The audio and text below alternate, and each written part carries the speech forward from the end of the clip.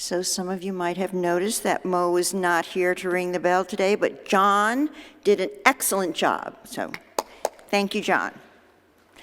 For those of you who don't know, I am Reverend Elaine Beth Parish-Lua, and I'm the interim minister here at First Parish. And First Parish in Portland is a member of the Unitarian Universalist Association of Congregations. And our mission is to grow community, nurture the spirit, grow in community, and help heal the world. And I'm looking out to see if there's any faces that I don't recognize. I think I know who all of you are. One person, hello. We are glad you joined us today for visiting. And if you would like more information about the congregation, you can see me after the service. And we like to remind everyone that welcoming people is part of our mission as growing in community. And today's service actually is about how we can do this. So I want to say out loud every Sunday, whoever you are, whoever you love, wherever you're from, whatever your gender identity or faith tradition, we are learning how to make a space that is welcoming to you. We also each week acknowledge that we are living, working, playing, sitting on Indigenous land. Where we work and play and teach belong to the members of the Wabanaki Federation long before we were here. And they serviced this land and were stewards of it for generations before Europeans came and intentionally took the land from them and committed genocide against them.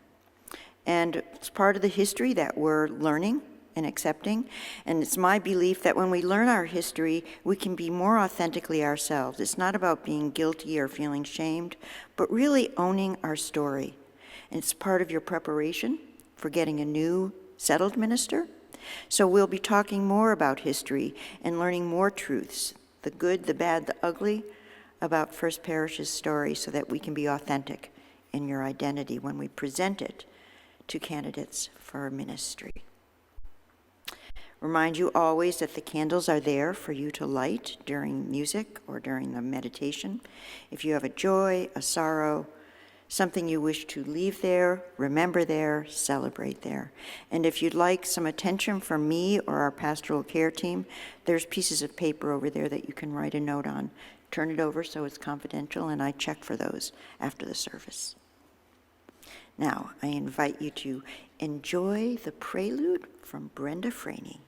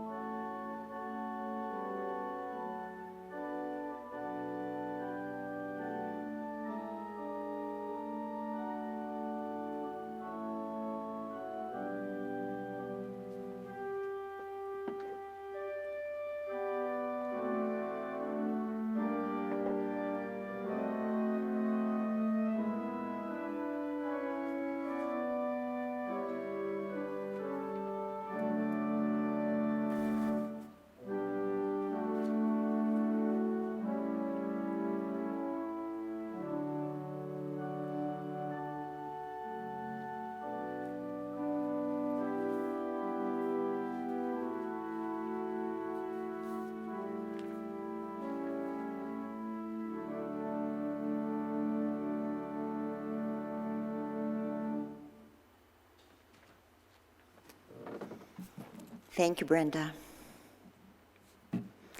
We breathe the common wind of the earth, no matter where we live, who we love, what language we speak. We drink the common water of the earth, no matter our skin color, how long we live, the coverings we drape on our human forms. We follow the common paths of the earth, no matter our beliefs, how far we move from home, the gold that we carry, or its lack.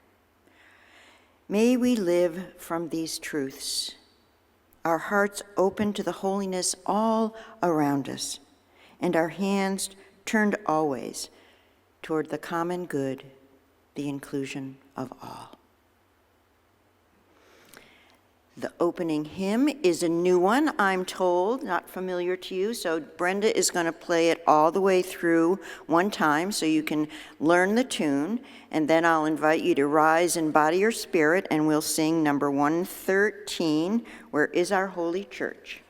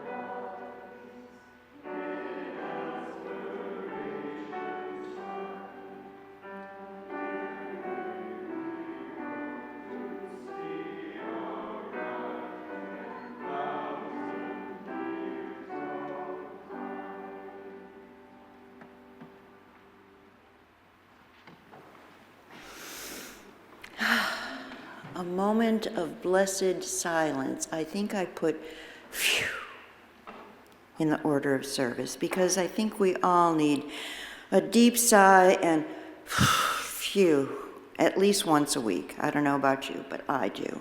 And it really helps me at the beginning of the service to take that time to just feel into this space, into the hearts of each of you that are present. So, take a deep breath. Settle your bodies into the pews. Find your most relaxed and centered position so that perhaps you can open up to the gift of transformation, which is always availing itself to you on Sunday mornings in this gathering. What is it you might need to hold on to or let go of?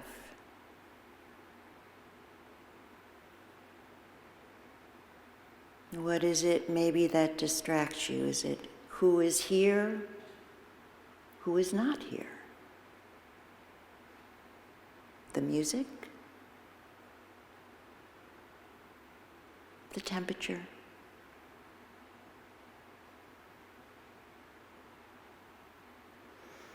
Take a deep breath and just awaken to the mystery of arriving here. And enter into the quiet immensity of your human body, presence, ability to be here, ability to think, ponder, care.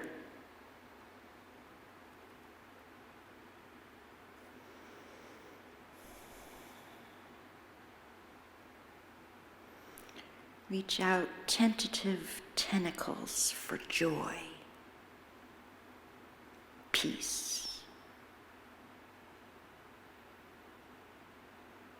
Everything that your senses bring into you, touch, sight, taste, sound.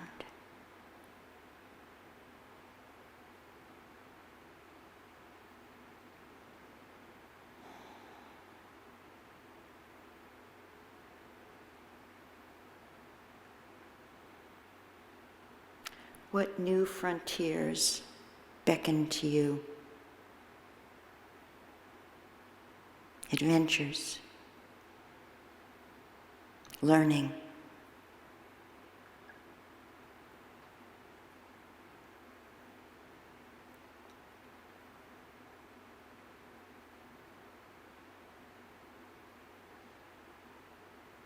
Whatever it is, may this hour encourage you to call on your gifts, to find the courage, the determination, to answer the call of whatever is beckoning to you, that you might live the life you most want to live and be the best person you can be. May it be so. Amen. And blessed be. I invite you to stay seated as we sing Spirit of Life. It's number 123. Yes. See, I got carried away thinking about what's beckoning me. It's always a danger when you're ADD. Do I have a volunteer who'll come up and light the chalice while we say the words together? There you go. The tools are there for you, Janet. Really? I was just going to say, this must be one of the few things in this church you have not done before. Join me, please. The words are printed in your order of service. Love is the doctrine of this church. The quest for truth is our sacrament, and service is our prayer. This is our great covenant, to dwell together in peace, to seek truth in love, and to help one another, to the end that all souls shall grow into harmony with the divine. And now I'll let you just take another breath and remember that we already did the meditation. And now we can sing.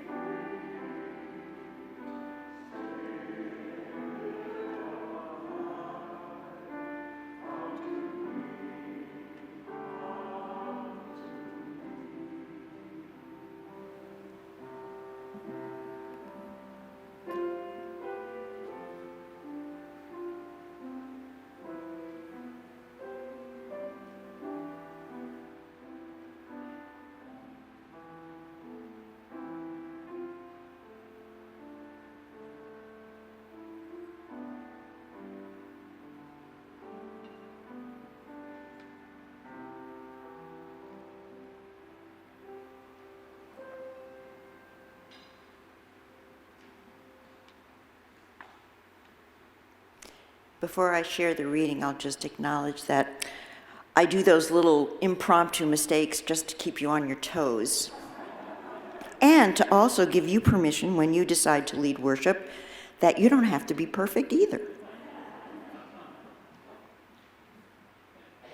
Some of you may not know that Reverend William Ellery Channing was one of our founders of that transition from congregational to Unitarian Christian thought back in the 1800s, and he was one of our pioneers in that movement.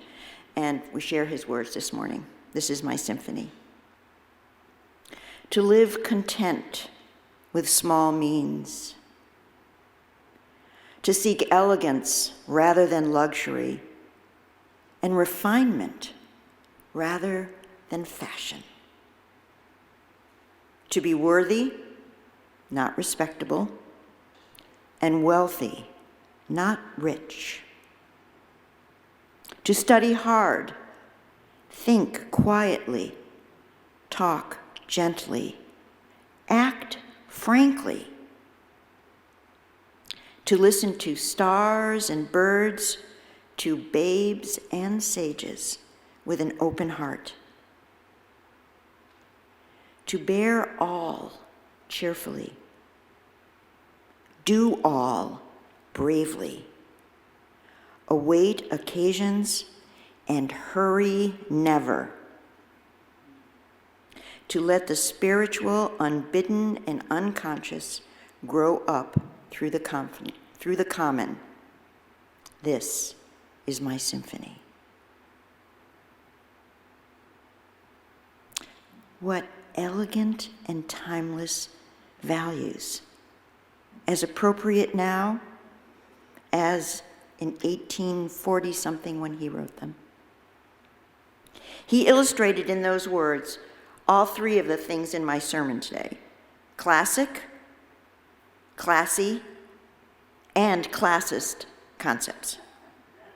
So classy is having those qualities that make someone or something special, attractive.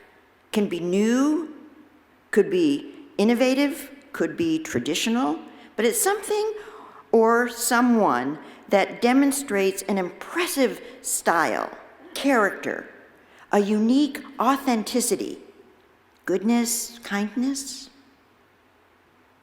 Classic is a particular style.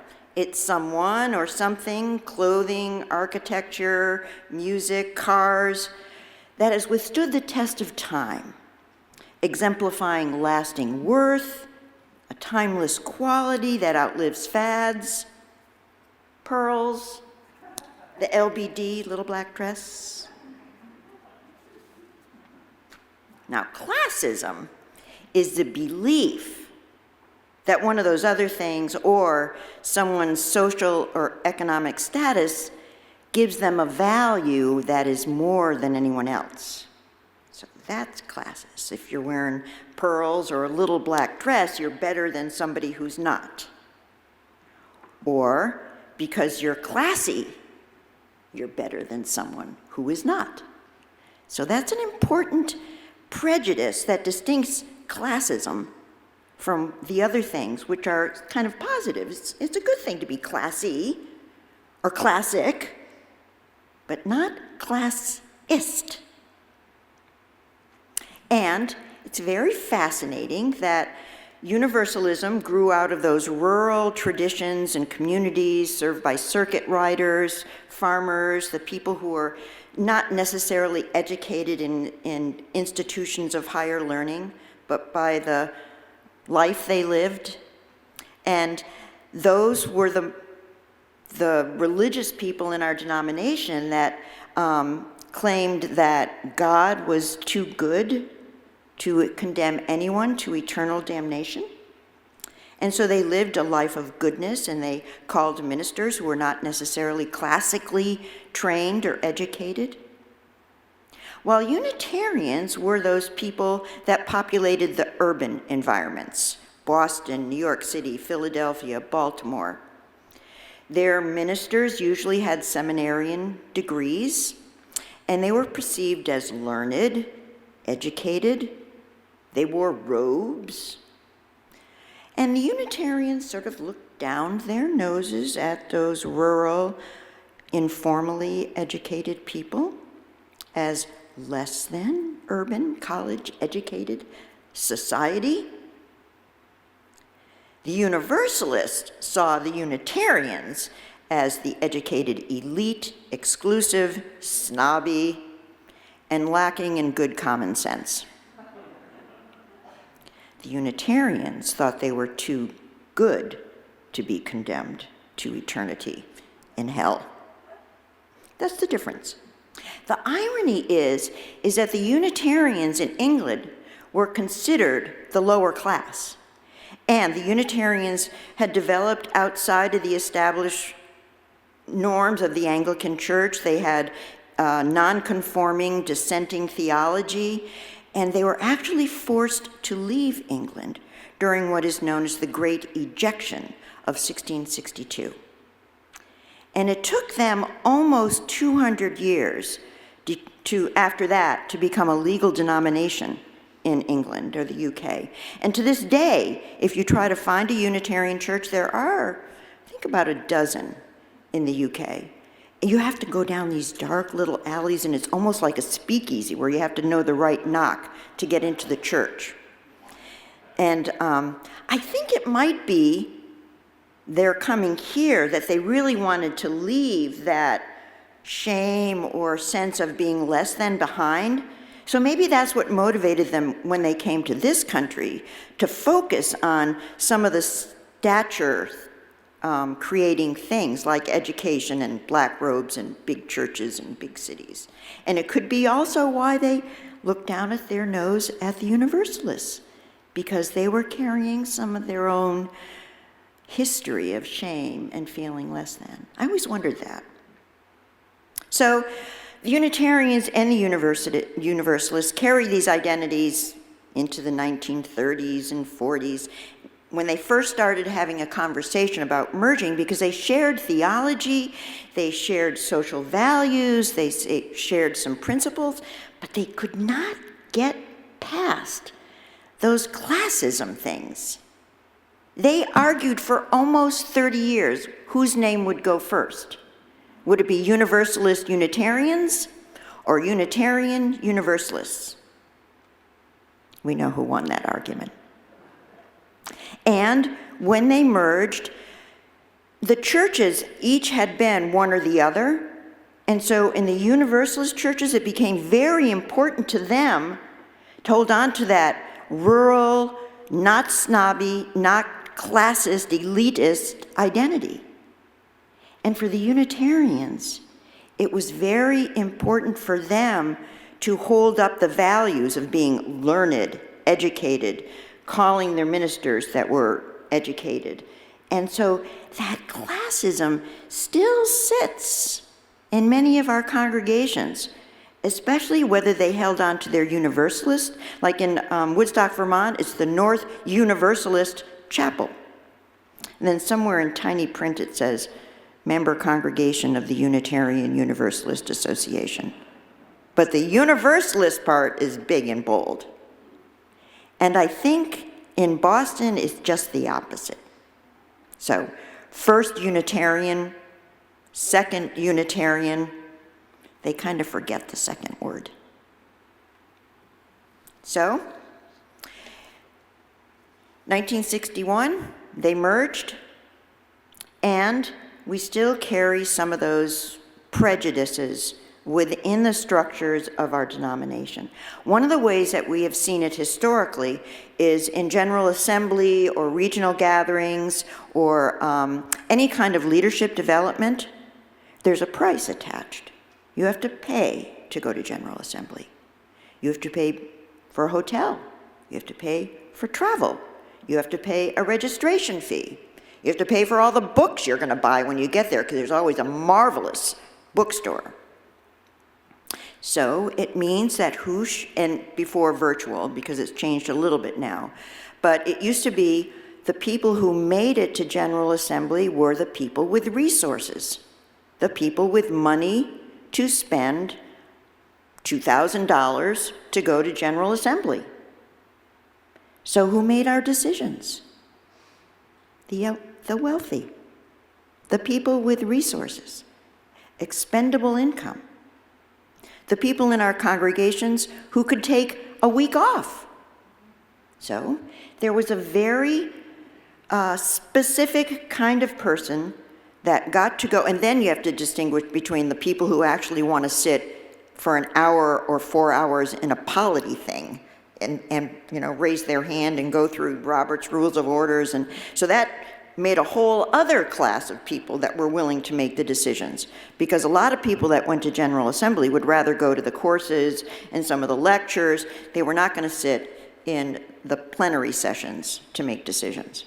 So there was a lot of things about our structure that made it a very elite few who for 70 years,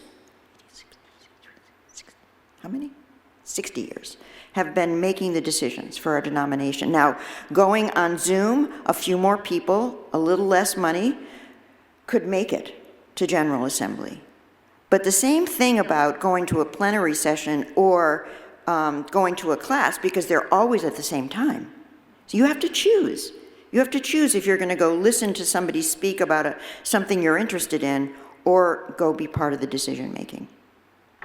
So it used to be, or it probably still is that congregations were charged with the responsibility to provide the funds to the members of their congregation to pay for their delegates to go to General Assembly. So if somebody from our congregation wanted to go, First Parish is supposed to foot the bill. Well, I'm looking at Carl, and he's saying that ain't gonna happen. We aren't even fair share right now, or have not been for, I don't know if ever we've been fair share, paying our pledge to the Unitarian Universalist Association. That's gonna come up again, believe me. So most congregations, except for our very wealthy ones, are fully fair share and pay the full amount for their delegates to go to General Assembly or regional gatherings or leadership development weeks. So we perpetuate that classism in our congregations and in our denomination because of that. We do not have diversity of representation in terms of economic diversity. So I'm going to give you an exercise because I want you to think about how classism, well, first of all, let me say, classism is something that is created. Just like those myths about a lot of other things in our human history, classism is a belief that we're socialized into in terms of who's good, who's not good, who's better, who's not, what's of value. So I want to give you a little exercise for you to just see about your beliefs and how you sort of think about people in terms of pearls and stuff. So here, I want you to pull into your mind, I want you to visualize 4 people, okay? 2 of them, gender non-specific, could be any gender or in between, wearing kind of scruffy jeans, sandals, t-shirt. Okay, pull those into your mind. Then I want you to pull into your mind another 2 people, same thing, gender non-binary or binary, so you can decide woman, man, in between. And these people are wearing either a little black dress and pearls or a fine suit. Just hold those images in, and then I want you to see which of those 4 people pops into your brain when I tell you the categories that you're going to get them. You're going to pay them to do something for you, okay? And I don't want you to think about this. There's no analyzing, because the value in this comes with the very first image that pops into your mind, okay? And I'm not going to make you share them, so you don't have to be embarrassed, okay? Okay, the first one is you're going to pay someone to change your oil in your car. Those of you without electric vehicles. Second one is you're going to pay one of these people to fill out your tax return. Third, you're going to choose one of these people to tutor your child. Fourth, you're going to choose one of these people to remove your appendix. So, did you use a different person for each one of these? Do you notice that you might have a leaning one way or the other about who you think changes oil or who removes appendices? That is internalized classism. Because a doctor can wear jeans and a t-shirt, can be a man or a woman or non-binary. All of the people that I mentioned could be any one of those things. And I actually had go to a place to get my oil changed when I was in Denver where they wear tuxedos. No kidding. Isn't that fascinating? So there's a story that I like to tell about a young couple that moved into a new neighborhood. The first morning they were sitting and eating their breakfast, and the young woman saw her neighbor hanging out the clothes on the line, and she looked and she thought, "His clothes are pretty dingy looking. Wonder if she needs a new detergent or..." And she said to her partner, "The laundry's not very clean." And her wife said nothing, because she knew better. Next day, later on, actually it was later on during the week, same thing. Laundry gets hung up. Woman says, "Still looks dingy. Maybe I should go over and lend her my detergent." Wife says nothing. About a month goes by, and they're sitting at breakfast, having their coffee, and the woman looks out the window and says, "Oh my God, look how clean the laundry is." Wife sips her coffee. She says, "Before you got up this morning, I got out and washed the windows."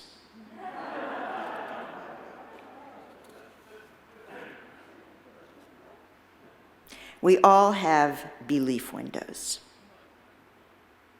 We've all had our sort of understandings of the world built into us through parenting, through culture, through experience, relationships, education, or not. Without the help of others, it is very hard to see what film lies on our windows. How are our minds and our choices and our values affected by what someone else has said or done, instructed us? How is our view of the world being affected by our windows, what we believe? Well, it's summer. It is the time of year when we should be out washing our windows. Issues of class are very subtle. Sometimes it's hard to distinguish them from issues of race or gender. They kind of all go together. Some people say that classism came before racism, and it really actually doesn't matter which of the beliefs we're going to change. If we're going to begin to see people as they are, equitably, inclusively, not judging them by anything from the color of their skin or the car they drive or the clothes they wear or what their education is or what they've chosen for a profession or trade.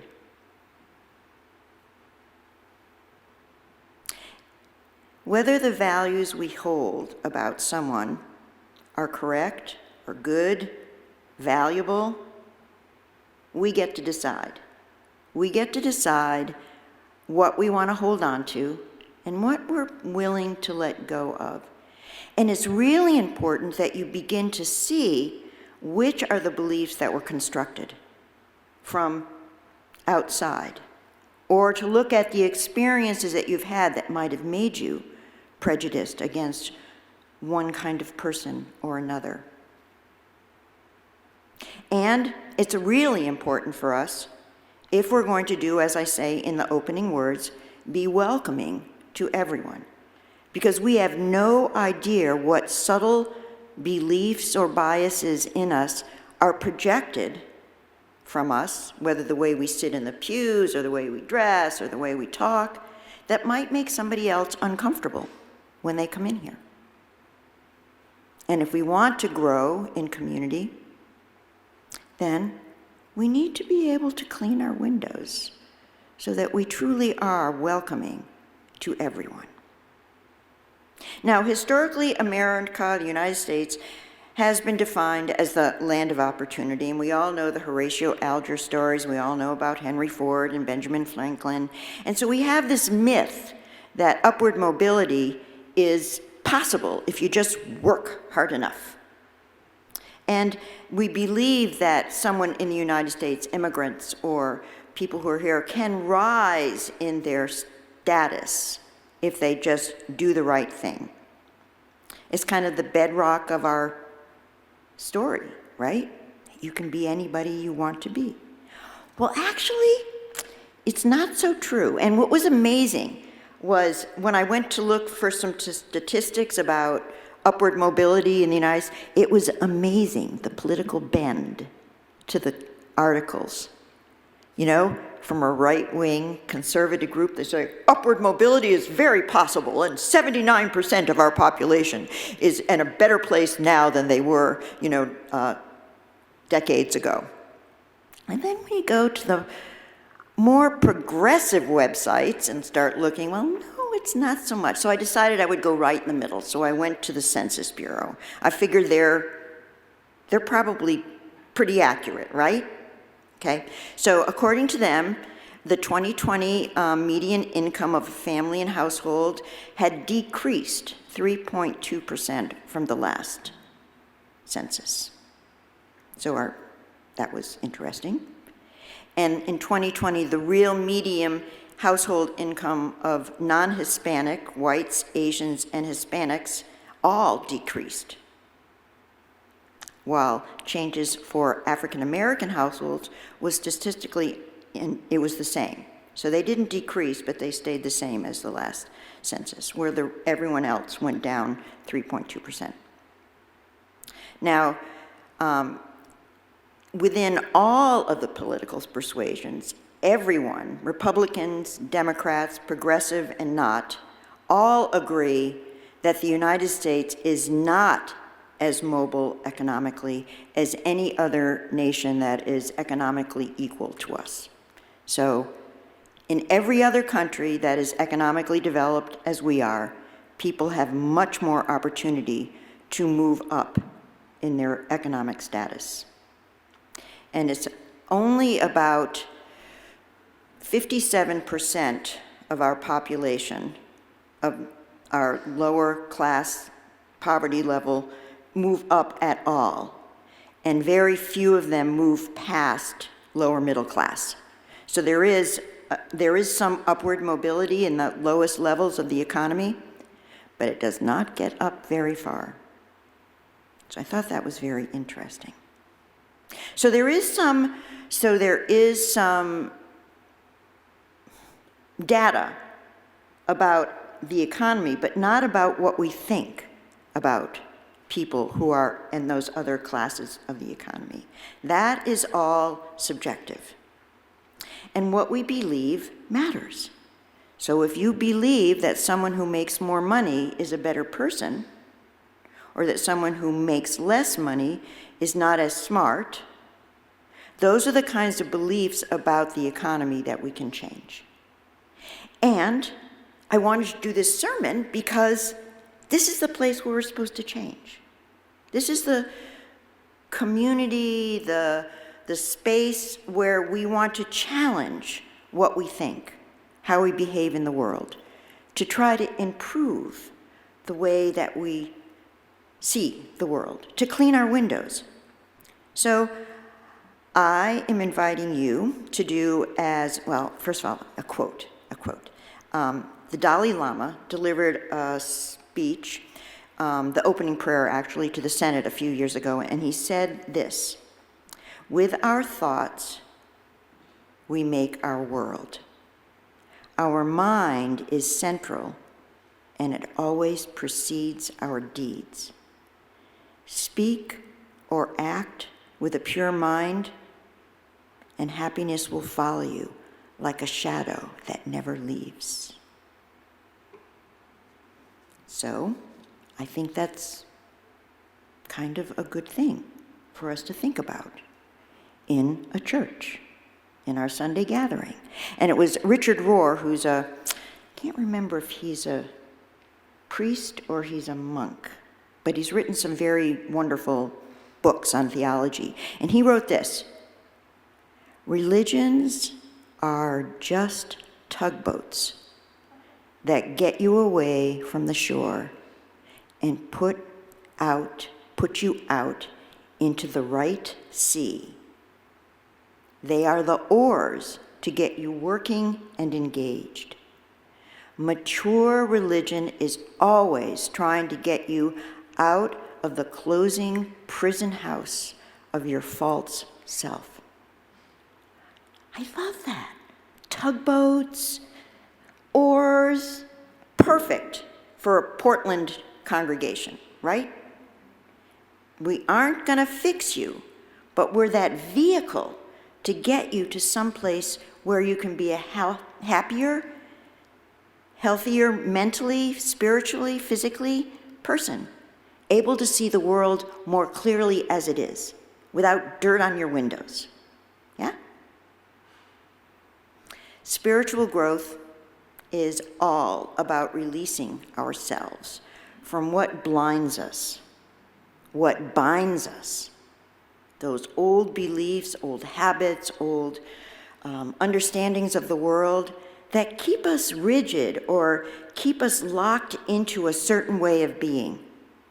And those are the things that keep churches small, because they only attract people who have the same blinders and binders. So one of the things about getting yourself free from anything that's clouding your vision or your beliefs makes it freer for you to engage with other people. Makes the congregation, these pews, more welcoming.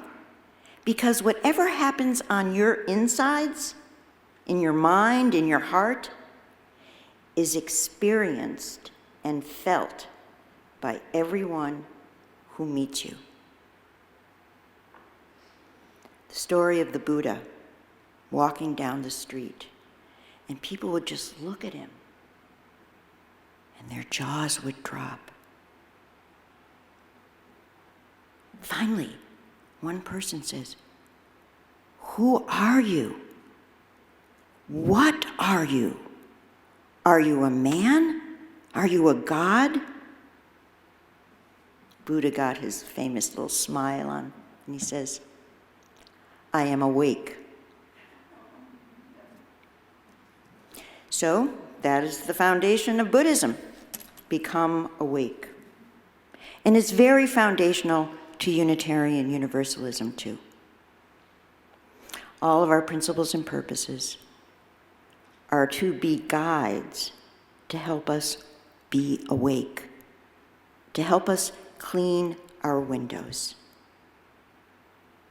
Within the shelter of this community, you are invited every Sunday morning to step into a journey to your better self, your more fulfilled self, your freer self. Here, together, we are learning to assure a safe harbor for anyone who comes through that door to do the same thing, no matter where they are on that journey, is offering what is unbidden and unconscious, the ability to grow here, right here, is the hope for each one of us as an individual, and at the same time, the hope for the world. Here is our symphony.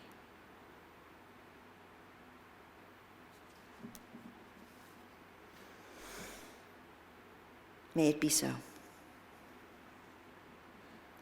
Now I invite you to rise in body or spirit for a little less classic music than we've already experienced. We're going to sing hymn number 348, Guide My Feet, and I think, Brenda, you said this one is unfamiliar as well, so she will play it through. And this is one where you can guide my feet. Okay? Rise in body or spirit. Be on your cutting edge. Learn a new song. And clap if you can.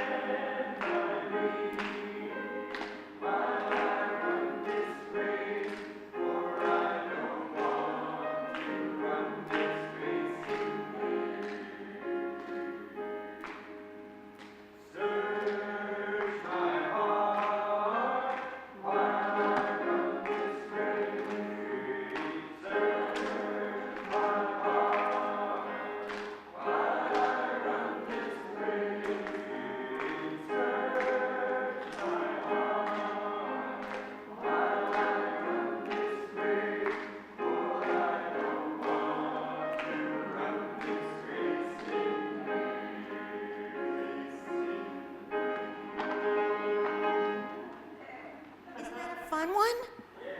We can learn that one, don't you think? There's a little hesitation over here. Now, we will receive your offering.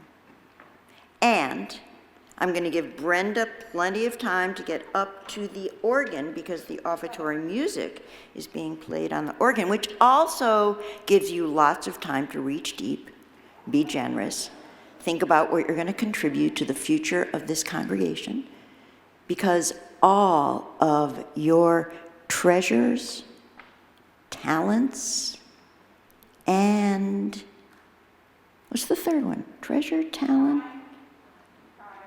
Time. Yeah, right, time. Thank you. Those are all really important. And you who are here are the committed. You are the people who are sharing your time, your treasure, your talent. And what I want you to do is to reach out to everyone you know who is not here to make sure that they're planning to come. Not during the summer, I know that's a tough one, but September 11th is our in-gathering, and we want to fill this space with all sizes, shapes, and ages of people so that we can truly celebrate community. The theme is, we love you just the way you are.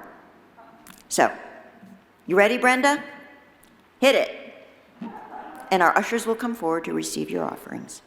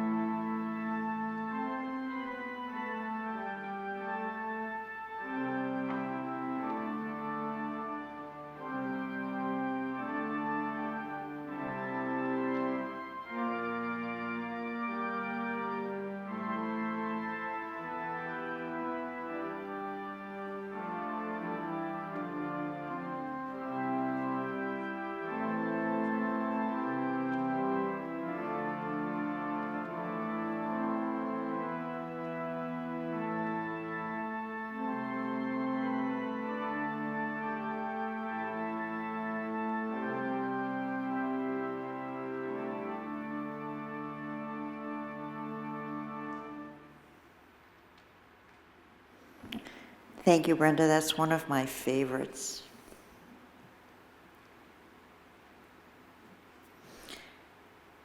I believe that imagination is stronger than knowledge, that myth is more potent than history.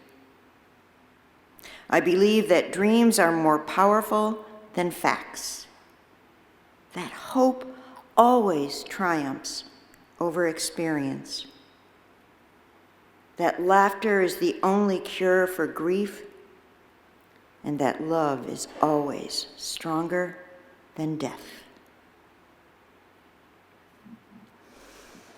Before I invite you to join me in the Udison chalice lighting, and Janet still here? Did she go out to do coffee hour?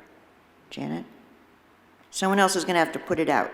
Janice is out there. And I want you to realize that there's a great coffee out. There's a feast out there this Sunday. So you're all going to have to eat at least 7 muffins. The Unison benediction is printed in your order of service. We extinguish this flame, but not the light of truth, the warmth of community, or the fire of commitment.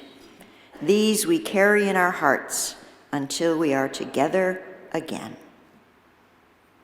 May it be so. Now you may enjoy the postlude, Wo Ya Ya.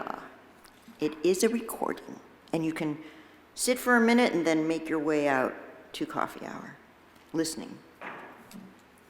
We are going, heaven knows where we are going, but we know we will. We are going, heaven knows where we are going. We know we're there, we will get there. Heaven knows how we will get there, but we know we will. We are going, heaven knows where we are going. We know we're there, we will get there. Heaven knows how we will get there. We know we will.